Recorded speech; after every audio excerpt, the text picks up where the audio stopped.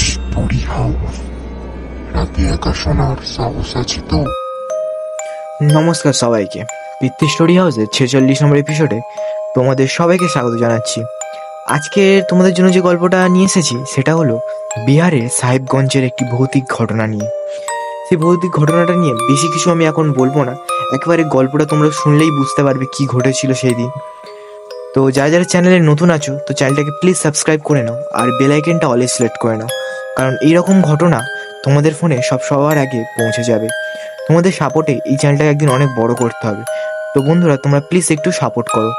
তো বেশি কথা না বলে আমরা ডাইরেক্ট ঘটনার দিকে এগোবো। বিহারে সাহেবগঞ্জ শহরের এক পুরনো বাড়ি, যা একসময় জমিদার পরিবারের আবাসস্থল ছিল, সেখানে ভৌতিক ঘটনার জন্য বিখ্যাত।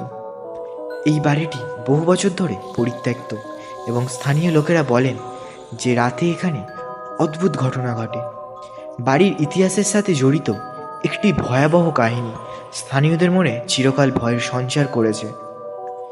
বহু বছর আগে সাহেবগঞ্জের জমিদার ছিলেন অত্যন্ত ধনী ও ক্ষমতাশালী।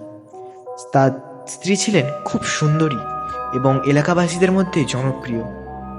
কিন্তু জমিদার ছিলেন অত্যন্ত জ্বালানি এবং সন্দেহপ্রবণ প্রকৃতির মানুষ। একটি সময় তার স্ত্রীর প্রতি সন্দেহের কারণে তিনি তাকে অমানবিক অত্যাচার করতে শুরু করেন।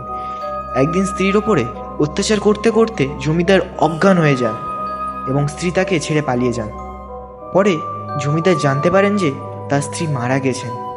অনেকের মতে সেই রাতে জমিদার একা বাড়িতে বসে থাকলেও তাকে অনুভব হয়েছিল যে তার স্ত্রী আত্মা তাকে দেখতে এসেছে। 2001 সালে সাহেবগঞ্জের ওই পুরনো বাড়িটিতে কিছু কিশোররা রাত কাটানোর সিদ্ধান্ত নেয়। তারা সবাই ভাবছিল এই বাড়িতে রাত কাটানোর একটি দুঃসাহসীর কাজ হবে। প্রথমে সবকিছুই স্বাভাবিক ছিল, তবে রাত 12টার পরে তারা হঠাৎ শুনতে পায় এক নারীর কান্নার শব্দ। কিশোররা ভেবেছিল হয়তো তাদের কল্পনা, কিন্তু কান্নার শব্দ ক্রমেই জোরালো হতে থাকে। একদিন কিশোর সাহস করে ঘরের বাইরে বের হয় এবং দেখে যে যেখানে এক নারী ছায়া দাঁড়িয়ে আছে। ছায়াটি মেঝের ওপর ঝুলে থাকা একটি পুরনো আয়নার দিকে তাকিয়েছিল। সেই কিশোর ভয়ে চিৎকার করে ফিরে আসে। তবে তখন আরেক কিশোর ঘোষণা দেয় যে এখনই তাকে বাইরে যাবে। বাকি কিশোররা তাকে আটকে রাখতে চেষ্টা করে, কিন্তু সে একা একাই বাড়ির বাইরে চলে যায়। কিছুক্ষণ পর হঠাৎ বাইরে থেকে চিৎকার শোনা যায়।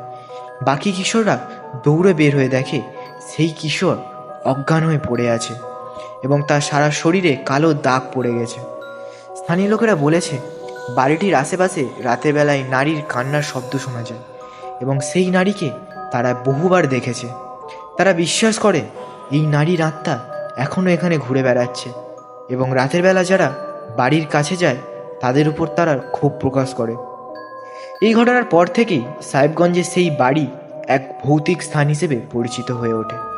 স্থানীয়রা বলেন যে যারা যেখানে রাত কাটাতে যায় তারা অতীতে ঘটে যাওয়া ঘটনার বিষয়ে কথা বলে এবং তাদের মধ্যে ভয়ের সঞ্চার হয়। বাড়ির ভেতর থেকে গভীর শব্দ শোনা যায় এবং অদ্ভুত জিনিসপত্র এলোমেলো হয়ে যায়। বর্তমান সেই বাড়িটি সম্পূর্ণভাবে পরিত্যক্ত। এলাকার লোকেরা রাতে বাড়ির পাশে যেতে সাহস করে না, কারণ তারা বিশ্বাস করেন যে নারীর আত্মা এখনও সেই বাড়িতে ঘুরে বেড়াচ্ছে এবং তার প্রতি অবহেলার কারণে তারা ভয়াবহ অভিজ্ঞতার সম্মুখীন হচ্ছে। এই গল্পটি বিহারের সাহেবগঞ্জ অঞ্চলের কুখ্যাত ভৌতিক অভিজ্ঞতার একটি চিত্র তুলে ধরে। এই স্থানীয় মানুষের মধ্যে এক ভয়ঙ্কর ইতিহাস হিসেবে পরিচিত, যা আজও তাদের মনে আতঙ্ক সৃষ্টি করে। আজও কেউ সাহস করে ওই পুরনো বাড়ির দিকে যেতে চায় না, কারণ তারা জানে সেখানে নারীর কান্নার শব্দ এবং অদ্ভুত ঘটনার জন্য তারা অশান্তিতে পড়তে পারে।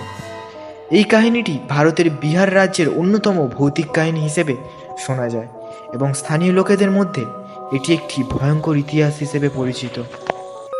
তো বন্ধুরা, আজকের ঘটনাটা এই অবধি। তো তোমরা কমেন্টে নিশ্চয়ই বলে যাবে যে ঘটনা তোমাদের কেমন লাগলো, আর তোমরা কোথা থেকে এই গল্পটা শুনছো সেটা কমেন্টে অবশ্যই বলবে।